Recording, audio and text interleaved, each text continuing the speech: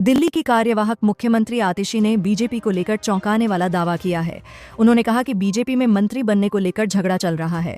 उन्होंने शुक्रवार को कहा, बीजेपी ने चुनाव के दौरान गारंटी का ऐलान किया और कहा कि हर महिलाओं को 2500 रुपये दिए जाएंगे। इसका फैसला पहली कैबिनेट में लिया जाएगा। बीजेपी के सूत्रों के हवाले से पता चला है कि पार्टी ने जो भी वादे किए थे उन्हें पूरा करने का कोई इरादा नहीं है। अभी बीजेपी के अंदर विधायकों के बीच में लड़ाई झगड़ा चल रहा है कि कौन किस विभाग का मंत्री बनेगा, कौन कितना लूट कर सकता है।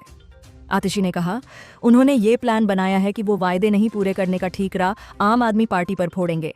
कहेंगे कि हम वादे इसलिए नहीं कर पाए क्योंकि दिल्ली सरकार के पास पैसा नहीं है, आपने वित्तीय संकट में डाल दिया है। ये बहाना करके अपनी लूट को छुपाने की कोशिश करेंगे, अपने वायदे पूरे नहीं करने के लिए बहाने बनाएंगे।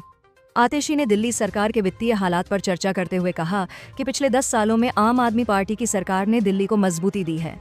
उन्होंने बताया कि 2013 में दिल्ली का बजट सिर्फ 30,000 करोड़ था, जो 2014-15 में बढ़कर 31,000 करोड़ हुआ और 2024-25 में 77,000 करोड़ तक पहुंच गया।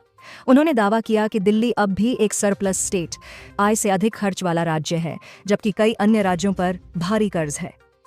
उन्होंने यह भी कहा कि जब आम आदमी पार्टी को सरकार मिली थी, तब कांग्रेस के समय से चले आ रहे कर्ज का ब्याज दर 3% था। इसके बावजूद आम आदमी पार्टी की सरकार ने वित्तीय स्थिति को सुधारकर दिल्ली को आगे बढ़ाया। दिल्ली के मोहल्ला क्लिनिक को लेकर आतिशी ने बीजेपी सरकार पर निशाना साधा।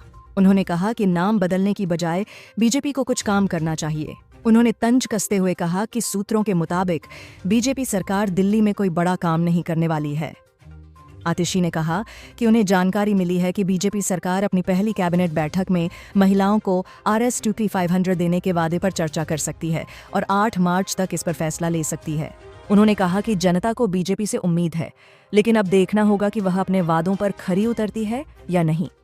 दिल्ली सरकार के ट्विटर अकाउंट के नाम बदलने को लेकर आतिशी ने कहा कि यह ट्विटर की गाइडलाइंस पर निर्भर करता है। उन्होंने कहा कि इस मामले में ट्विटर जो जरूरी समझेगा वही करेगा।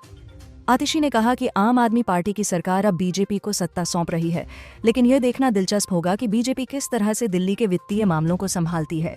उन्होंने कहा कि आप सरकार ने दिल्ली के विकास में महत्वपूर्ण भूमिका निभाई और अब बीजेपी के पास मौका है कि वह अपने वादों को पूरा करे।